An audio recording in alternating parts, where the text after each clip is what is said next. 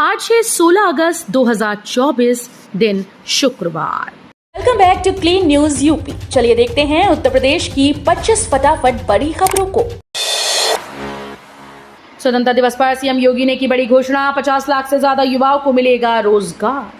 मुख्यमंत्री योगी आदित्यनाथ ने 78वें स्वाधीनता दिवस पर विधान भवन के समक्ष ध्वजारोहण के बाद युवाओं के लिए मुख्यमंत्री युवा उद्यमी विकास अभियान योजना की घोषणा करते हुए कहा कि प्रदेश का युवा प्रतिभाशाली और ऊर्जा से भरपूर है। इस योजना के जरिए 10 लाख युवाओं को रोजगार और स्वरोजगार से जोड़ा जाएगा। युवाओं को 10 लाख MSME इकाइयों के गठन के लिए सरकार आर्थिक सहायता करेगी। खुले में खड़े होकर नहीं करना होगा वाहनों का इंतजार, 9 लाख से बनाया जाएगा प्रतीक्षालय। हाथरस नगर पंचायत मेंढू से होकर गुजर रहे मथुरा बरेली राजमार्ग पर यात्रियों को अब खुले में खड़े होकर वाहनों का इंतजार नहीं करना पड़ेगा। 9 लाख रुपए की लागत से एक प्रतीक्षालय का निर्माण किया जाएगा। कस्बा मेंढू क्षेत्र से गुजरने वाले मथुरा बरेली राजमार्ग से रोज कस्बे के सैकड़ों लोग आवागमन करते हैं। मेंढू अड्डे पर यात्रियों के बैठने की सुविधा नहीं है। सिपाही भर्ती परीक्षा आज शाम 5 बजे जारी होगी। अभ्यर्थियों को आवंटित होने वाले जिलों की सूची। सिपाही सीधी भर्ती की दोबारा आयोजित होने वाली परीक्षा के लिए भर्ती बोर्ड की वेबसाइट पर आज शाम 5 बजे अभ्यर्थियों को आवंटित होने वाली जिलों की सूचना जारी होगी। जल्दी अभ्यर्थियों को एडमिट कार्ड भी जारी कर दिया जाएगा।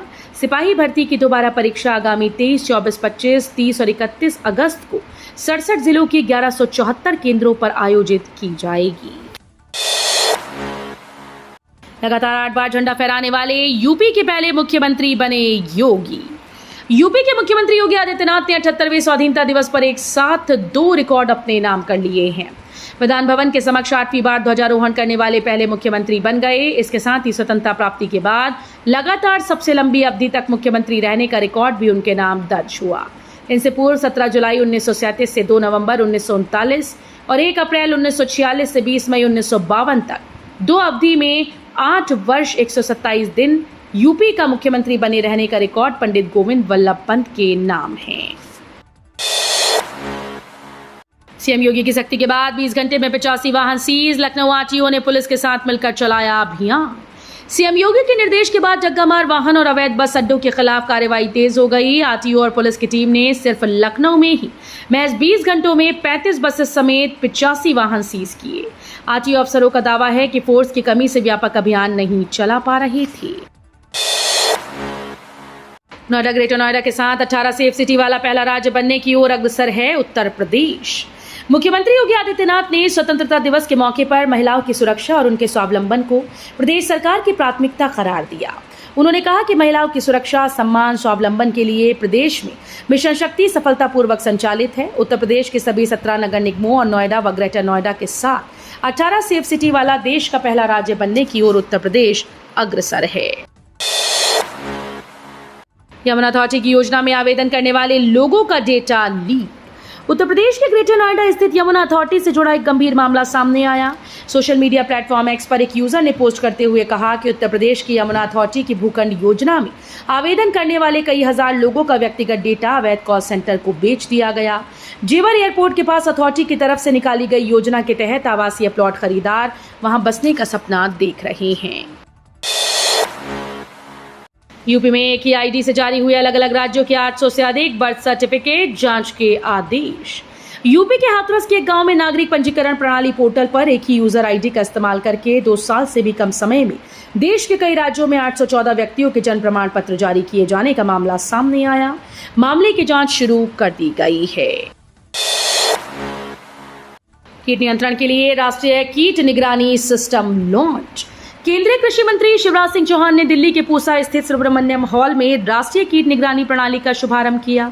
उन्होंने किसानों और एफपीओ प्रतिनिधियों से बातचीत की। कार्यक्रम में बताया गया कि एनपीएसएस खेती के विकास के उद्देश्य से और फसलों के नुकसान को रोकने के लिए एआई तकनीक से लैस कीट मैनेजमेंट सिस्टम फसलों के उत्पादन बढ़ाने में मददगार होगा। सोनभद्र में निकाली 151 मीटर लंबी तिरंगा यात्रा। सोनभद्र जिले के रॉबर्ट्सगंज में स्वतंत्रता दिवस पर उद्भव सेवा समिति ट्रस्ट की ओर से 151 मीटर लंबी तिरंगा यात्रा निकाली गई। यात्रा बड़ौली चौराहे से महिला थाना होते हुए मेन चौक पहुंची। यहां से नगर भ्रमण करते हुए बड़ौली चौराहा वापस और उसके बाद मंडी समिति में राष्ट्रगान के बाद समापन का कार्यक्रम संपन्न हुआ। एमजी रोड पर यातायात की नई व्यवस्था, दोनों ओर की जाएगी बैरिकेडिंग। आगरा मेट्रो निर्माण के लिए एमजी रोड पर फिलहाल यातायात में बदलाव नहीं होगा। लोगों को परेशानी से बचाने के लिए ऐसा किया गया। इसके लिए प्रदेश मेट्रो रेल कॉरपोरेशन ने आगरा कॉलेज मैदान के पास एमजी रोड पर दोनों ओर बैरिकेडिंग कर दी। मार्च 2025 तक भूमिगत और एलिवेटेड स्टेशन समेत पहला कॉरिडोर पूरा हो जाएगा। बीएचयू में राष्ट्रीय ध्वज को दी गई सलामी। कुलपति बोले, ये संस्थान एक टीम की तरह है। कुलपति प्रोफेसर सुधीर कुमार जैन ने काशी हिंदू विश्वविद्यालय के सदस्यों का आह्वान किया कि वे शैक्षणिक व अनुसंधान उत्कृष्टता के विश्वविद्यालय के लक्ष्य को हासिल करने की दिशा में एक टीम की तरह कड़ी मेहनत करें। कुलपति 78वें स्वतंत्रता दिवस के अवसर पर एम्फी थिएटर मैदान पर ध्वजारोहण के पश्चात विश्वविद्यालय परिवार के सदस्यों को संबोधित कर रहे थे। उन्होंने कहा कि विश्वविद्यालय के महान संस्थापकों ने एक ऐसे संस्थान की संकल्पना की थी जो एक स्वतंत्र देश के युवाओं की आकांक्षाओं को पूरा करने में मदद करते हुए राष्ट्र निर्माण का मार्ग प्रशस्त करेगा। लखनऊ में सपाइयों में हुई तकरार, मेरठ में भी बढ़ गई आपसी रार। लखनऊ में हुई घमासान के बाद सपाइयों में खींचतान और बढ़ेगी। राष्ट्रीय अध्यक्ष अखिलेश यादव के सामने हुई बैठक की चर्चा सपाइयों में दिन भर रही। एक दूसरे पर लगाए गए आरोप प्रत्यारोप दोहराए गए। कई सपाई तो लखनऊ में भी डटे रहे। जिलाध्यक्ष विपिन चौधरी ने बताया कि राष्ट्रीय अध्यक्ष से मिले। राष्ट्रीय अध्यक्ष ने उनसे क्षेत्र में मजबूती से काम करने के लिए कहा। हिंडन नदी में ध्वजारोहण, गाया राष्ट्रगान, पुल बनाने की मांग कर रहे ग्रामीण।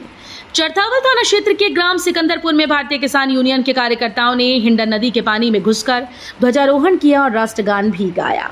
भारतीय किसान यूनियन के युवा मंडल अध्यक्ष विकास शर्मा ने बताया कि सिकंदरपुर में पुल का निर्माण न होने से नदी का पानी घुस रहा है।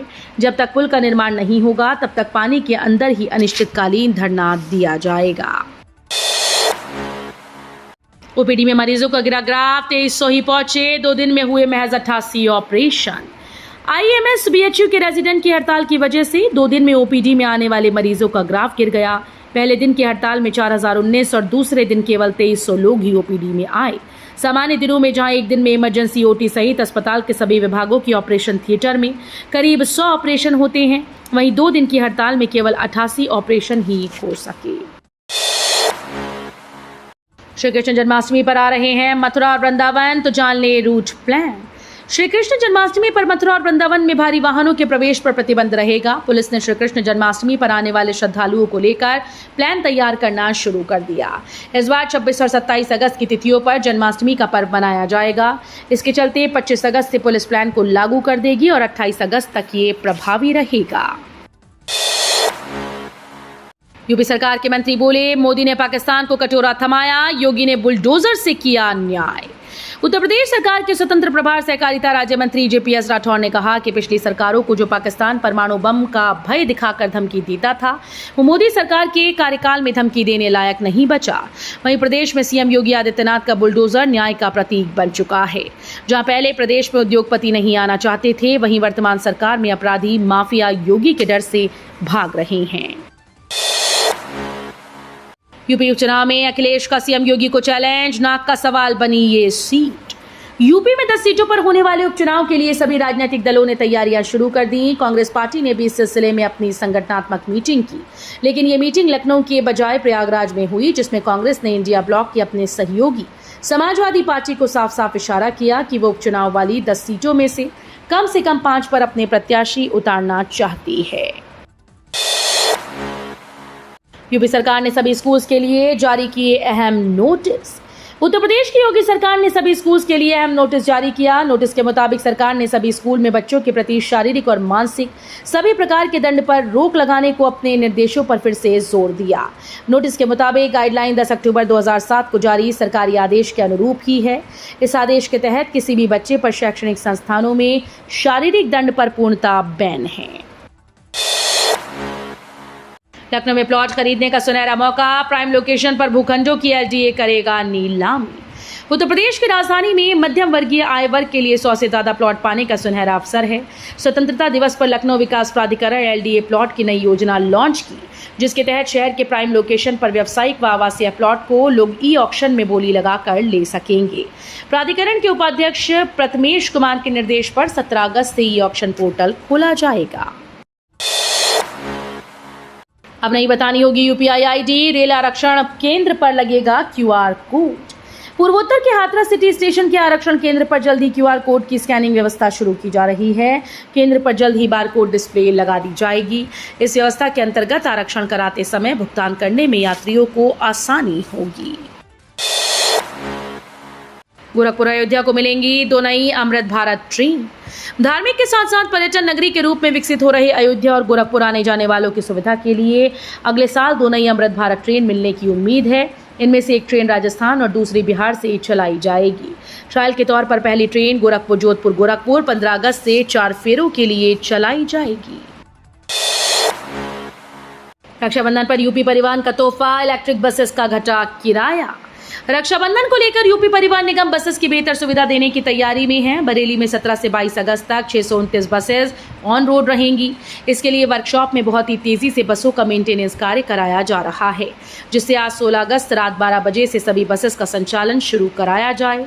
19 और 20 अगस्त को पूरे यूपी में बहनों को फ्री यात्रा सेवा दी जाएगी। एसएसपी अनुराग को मुख्यमंत्री उत्कृष्ट सेवा पुलिस पदक, सीरियल किलिंग के खुलासे पर मिला पुरस्कार।